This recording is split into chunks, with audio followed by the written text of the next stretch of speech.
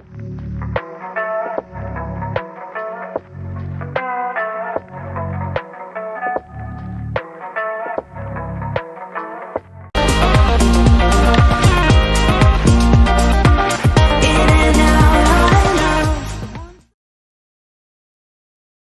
guys, welcome back to See the Bath. This is episode 4 in our second season, and I'm very excited today because for a change, I have a new co-host with me, and it's Samir, a very familiar face on our personal accounts and also on See the Bath accounts.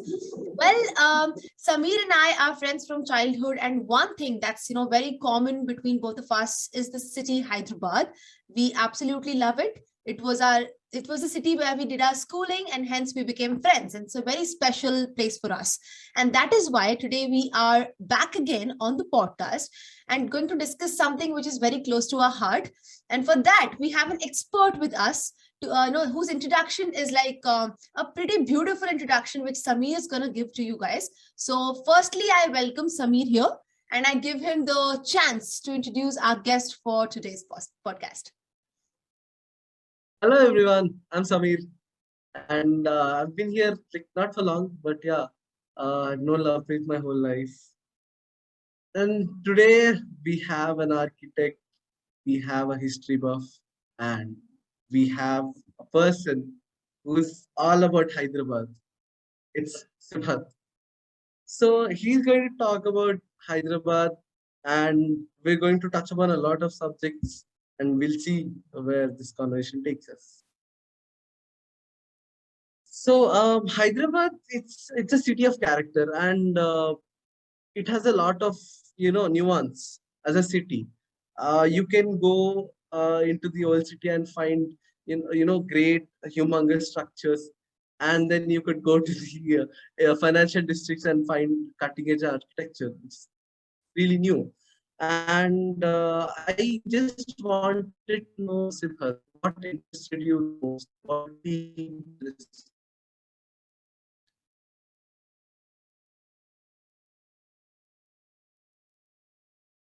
Siddharth? Yeah, I think I just lost you there for a moment. Thank you, Lakpreet and Samir, for having me here. Me and Samir have been in touch for the past few months, actually, and this was in the pipes for quite a long time. And I'm finally happy that it was happening. So, thank you for having me here, and thank you for the very kind introduction that you have given to me.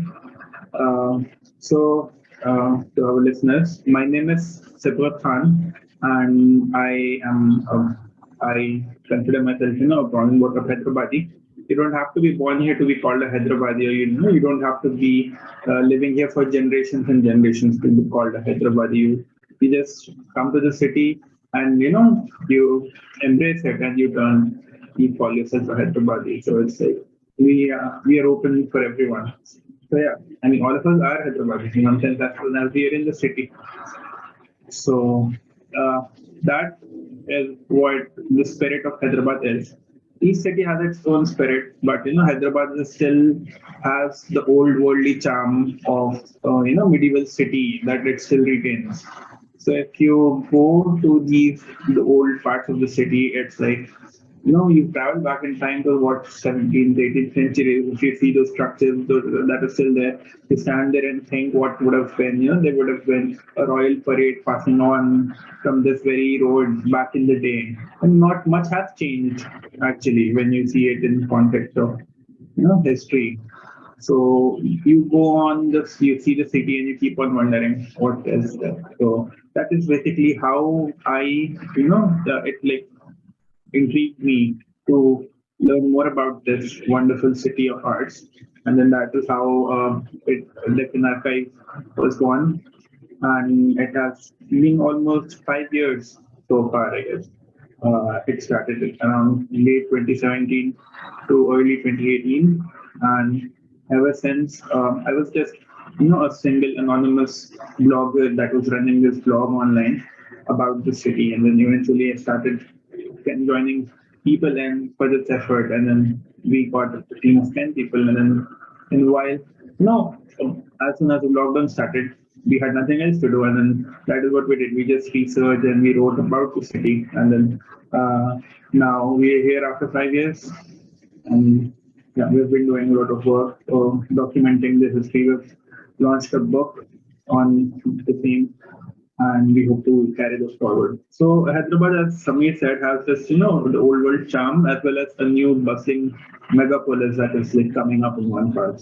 So it's like living in harmony. It's not, one is not overpowering the other. It's like people have accepted as it has kept on accepting people of all faiths and cultures. So it's a hodgepodge of all these cultures and all of these people.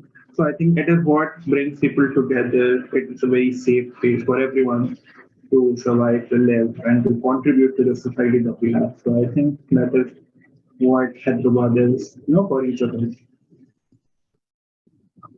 So the work that we do is basically two parts. One is the raising awareness that the Deccan Archive does. That is, we do these heritage walks on every Saturday and Sunday weekends, where we take a lot of people to these heritage sites, and then we talk about how this place has changed over time and how important it is. How walking as an exercise itself is important to the city, and how these monuments that our shared heritage actually contribute to the city. So, so far from the past 1.5 years of doing these heritage walks, almost 1,000 people have connected with us.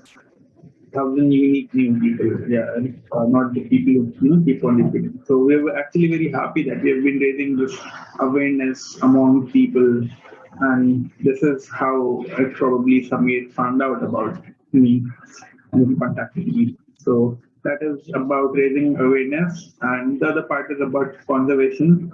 So we have been actually looking at a lot of original manuscripts and research material that people have. So we go around and collect private collections of people who are not in a condition of looking after these very valuable collections. So we just gladly, kindly, as they donate it to us, we accept it, and then we give them a scanned digital copy of it. So a scanned copy is preserved as long as the digital one will survive, and as long as the internet survives. So that is what we're trying to do with all of these rare, fragile manuscripts and books that people cannot access. We are putting it up on the internet for free without any sort of payment links or payment gateways. So people can just access. If you want to read about Hyderabad, please come to Deccan Archives is what we do. Wow. I don't know what to say, but I guess the beginning part of what Sibghat said was more or less the perfect description of Hyderabad, because anyone any day asks me, why do you like Hyderabad so much? You've been around to so many cities in India. Why is your heart just stuck in Hyderabad? And this is the reason why it's just stuck there, because it's a beautiful city. And like you rightly said, pointed out that it's a mix of both the cultures. So it's a very, very, very harmonious place to live in. That's correct. And I guess, appreciations to you for the great work that you're doing. I feel this model should be replicated in almost all those cities, because every city has a story. Every city has something to tell people. Every city has beautiful architecture, as small, as big as it could be. They do have, some sort of history which people don't know about. And this kind of an initiative just helps us, come face to face with our roots. And that's very much needed in today's generation. Right, Samir? Podcast, Samir, you can unmute them all the time. It's me, guys. So, of course, indeed. Yeah. So a lot of people actually ask us, saying, the name of the organization is the Deccan Archive. So why do you just keep on focusing on Hyderabad itself? So the thing is, we are still, our capability is restricted because of lack of resources available. We strive to spread, as much as possible throughout Deccan. So the Deccan historically is basically, as soon as we cross the river Narmada from the north, the parcel of land between the Eastern Ghats and the Western Ghats is called the Deccan. So it is present day parts of Maharashtra, parts of Karnataka, and parts of Tamil Nadu, parts of Andhra Pradesh, parts of Telangana. So it's a very vast region, but Deccan is mostly synonymous with Hyderabad. The Nampally railway station in Hyderabad is actually called the Hyderabad Deccan railway station, and nowhere else is the word Deccan is repeated. So that was our focus, that we will obviously begin from the city we are in, because this is what we are more familiar with, and eventually it is always like we are open to more people to join in. So eventually we found out that there were people doing this sort of work in some other cities of the Deccan. So there are people from Aurangabad doing it, and there are people from Hyderabad doing it. So it was actually very refreshing to see that people are actually so concerned about where they come from. Because if not for these people, then I think all of these, our past would forever be buried Correct. in a few generations. So yeah, it is like very appreciable of these people that they keep on selflessly doing it, because I don't think a lot of people get anything out of it except for their past. It's their passion and they're satisfying their passion. So apart, it's not for any monetary gain or making money out of it. Yeah, so hats off to people, and the people who actually come to our works want to do similar things. They want to join and they want to conserve buildings. So with this, I think there has been a change in people's attitude towards the way they look at heritage, not just as a piece of a building, but it is something that people own. So it's not just some king who built it. It is yours and it is mine. So if we take responsibility of it, we won't go and write something on its walls, or we won't scribble it or deface it. As so the moment we start, owning its responsibility, if it belongs to me, so I will not let any harm happen to it. So that is a part of our outreach for the community, basically educating them from the grassroots level. I guess, Everyday dialogue yeah. was really important.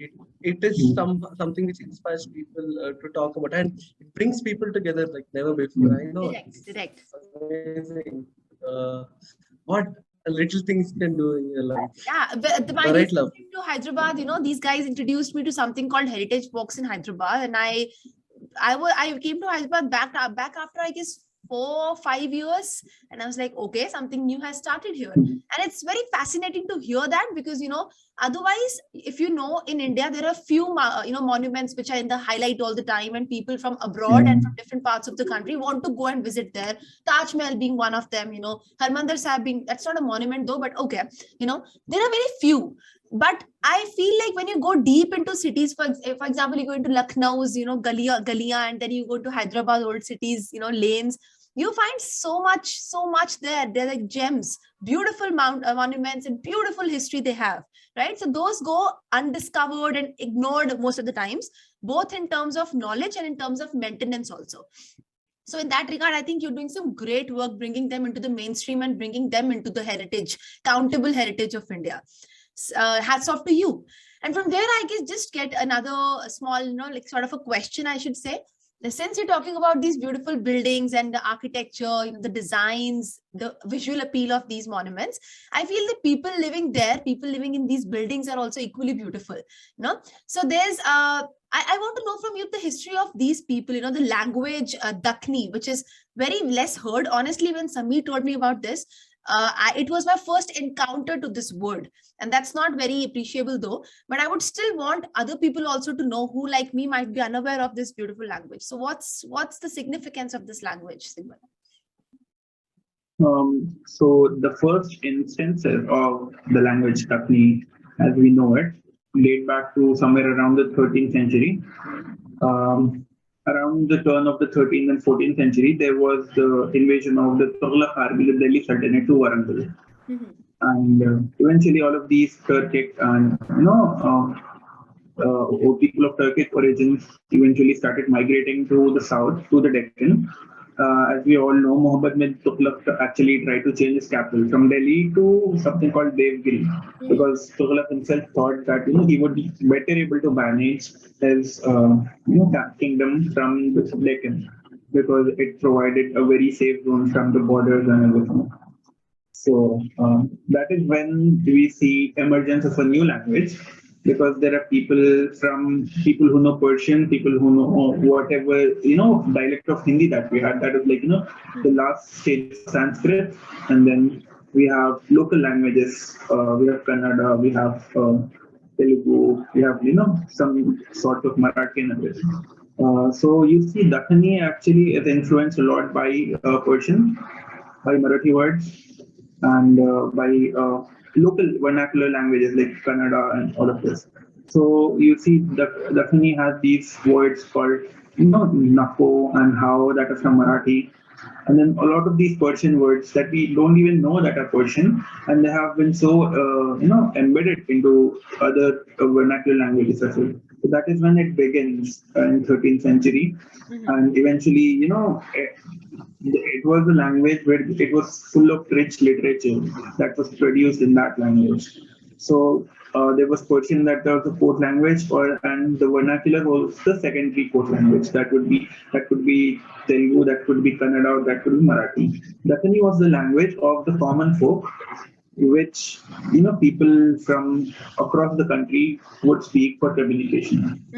So if none of them knew a common language, they would speak in Dakhani. So that is how Dakhani propagated throughout. And the kings of the Deccan Sultanates, were actually great patrons of the Dakhani language. Until 1350s, from 1350s till 1680s, 1690s, Dakhani propagated well. They were patrons, the Qutb Shahi kings and patrons of Dakhani. Muhammad Sully Qutb Shah, who was the founder of Hyderabad city, is said to be the first, Sahib-e-Diwan of Dakhani or Urdu, because he actually comprised 50,000 verses of poetry. Wow. Okay. Yeah. So, and a lot of his work was in Telugu and Dakhani, and he's also said to be founder of Urdu. So that is where we come to a sort of a debate, but we'll come to that later. But yeah, so he is said to be, one of the most earliest and most famous poets of Dakhani, and that is how the dialect still remains in parts of Karnataka. So if you go to Bidar, you find them speaking Dakhani, and if you go to Raichur and these places across the Deccan, they don't speak Hindi. There's this different, version of Dakhani. Um, there's a dialect that is not what we speak in Hyderabad, but it is a bit different all across. So that is how Dakhani got propagated, and eventually Urdu came along, and it just merged across. So because Urdu was the language, eventually the fourth language, and overpowered Dakhani. So Dakhani only remained as a language for people to talk in, and not a medium of instruction for education or any sort of literature being produced into it later. So that is the story about Dakhani, and it has been recently highlighted by a lot of people. There have been people who have been working on bringing Dakhani back into the attention. So yeah, there is Yunus Lafania, a friend of mine who actually is researching on it. And then there's a lot of these new rappers from Karnataka, Bangalore, who say that they're trying to create Dakhani rap music to bring it back into pop culture. So it's basically still thriving. We speak it. We don't call it Urdu because Urdu is a bit different but there's a very fine line. So it's really different. It's really difficult to actually carve both languages as separate languages. Yeah. There's a lot of discussion that goes on regarding this.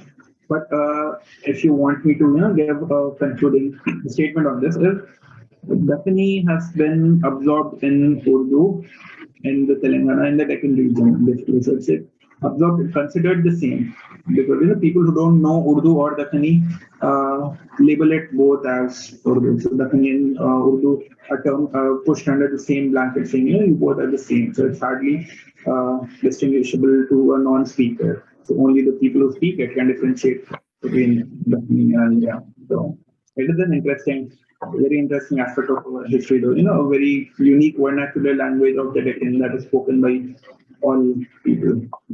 This is almost like, how North Indians push Tamil Nadu, Kerala, Hyderabad, everything into one blanket. Ye sara ek hi hai. Yeah, exactly. Language bhi ek hi hai. They look the same. Yeah.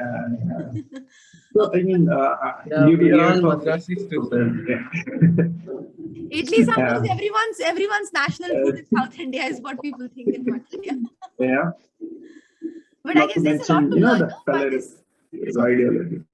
Yeah. No, by this we learn that there's Not to more mention to how learn we're from all it. branded. Yeah. Okay. Go on. Oh, no So I problem. mean, it has been 2 years and years of ignorance on I think everyone's end, but finally we are coming out of it, and it's a good change.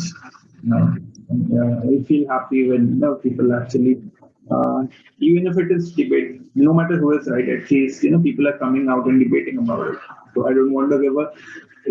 I'm no expert on Dakini or Urdu, so I cannot actually issue a decree that this is right and that is wrong. But yeah, it's open to debate. Right. And that's a beautifully given answer. I guess we need to give one more title to Sibghat, that he's a diplomatic speaker as well. I've been told that a lot here. Okay, Sameer is very Always curious to stay out ask of something. trouble. Yes, please. Yeah. So the last time I've talked to you, you were talking about this incredible emulative project you were working on with you and your colleagues at the Deccan Archive. Yeah. And then I was really taken aback by it, and that conversation we had was really interesting, and I want our listeners to enjoy that as well. Would you like to throw some light on it? So, so basically, to understand the project that we were doing, I'll just give you a very brief history of the city. Hyderabad as a city was established in 1591. It was we needed a new city which is planned out across to prevent further plagues. Before the city was established, there were plagues raging in the fort of Golconda where people were living, and they were all sick because of the how dense the population was inside the fort. So now we needed a city that was spread across evenly, and Hyderabad was you can say one of the first planned cities in the Telangana region. How it is laid out on a gridiron pattern. There is Charminar in one center, and then there is another private square.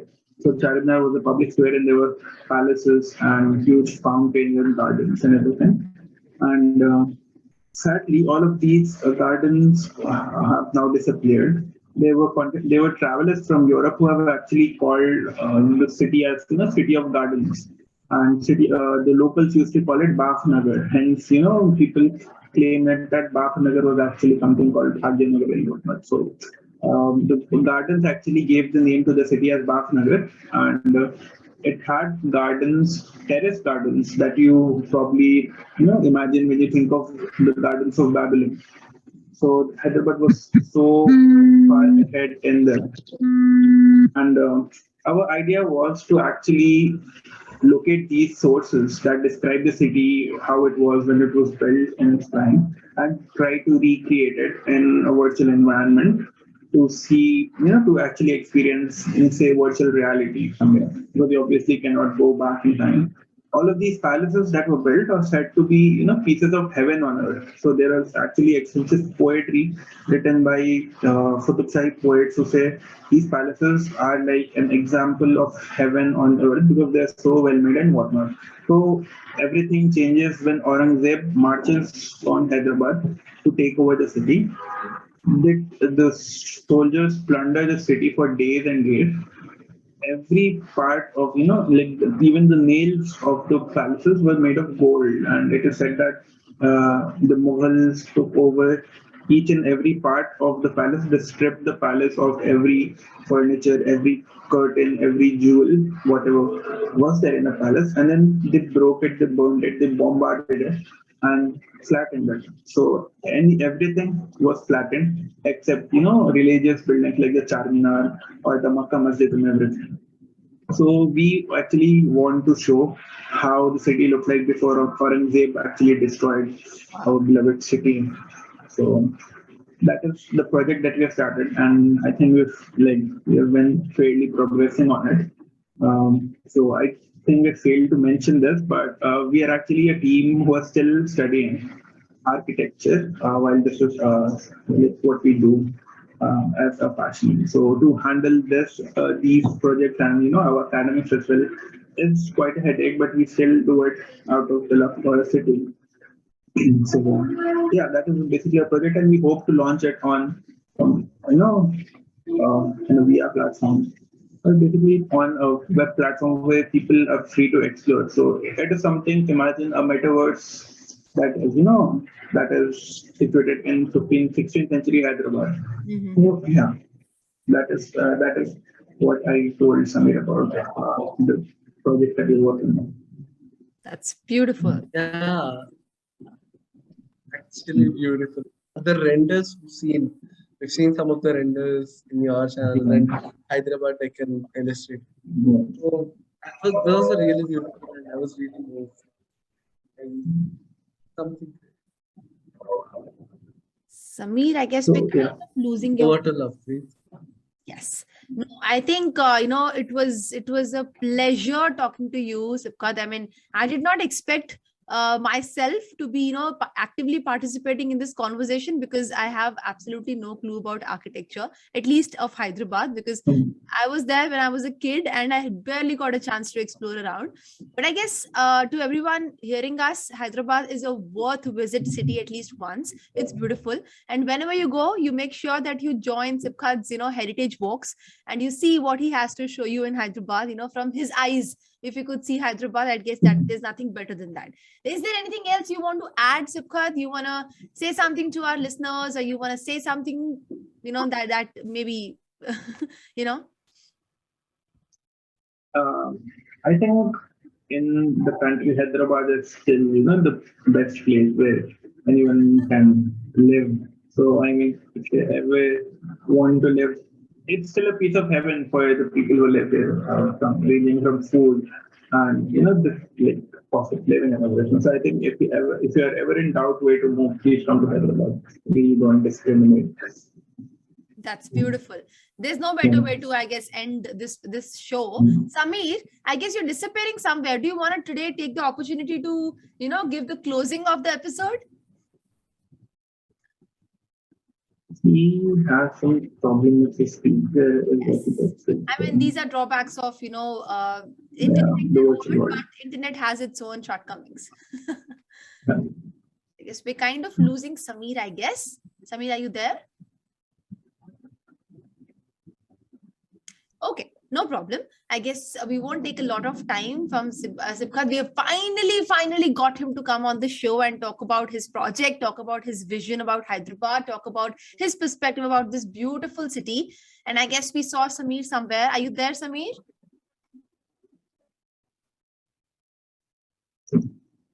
I saw him and he disappeared. That's not a problem. But thank you so much for joining us. It was a pleasure talking to you, and we really enjoyed hearing you out. Thanks for being so precise, so crisp, and so objective with your words. And we are really learning from you. Young journalists like Samir, like me, like other people who are studying in this field. I guess we should all learn from him how he's trying to relate this subject of heritage, how it relates to every single person, regardless of whatever career they are pursuing. And we all kind of need to kind of contribute to the cause that Sibghat is standing for.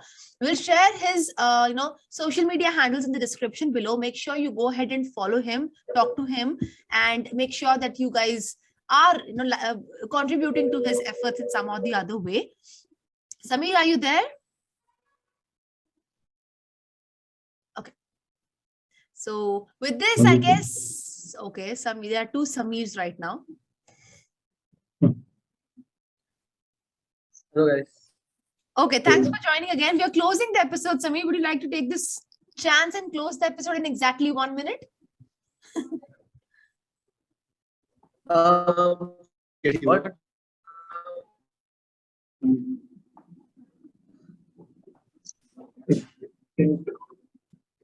Hello. His internet is very slow. Okay. Hello. Sami, we are losing you. Sorry, guys. So, thank you, Lakhpreet and Sami, for having me here on CDBAT podcast. It was lovely talking to you, and you keep up the great work that you do. Yeah, so hopefully we get to meet someday in Hyderabad. Definitely, definitely. I'm coming back again for your heritage walk for sure. So, All see right. you then. Thank you so much. Thank you. Thank you for hearing.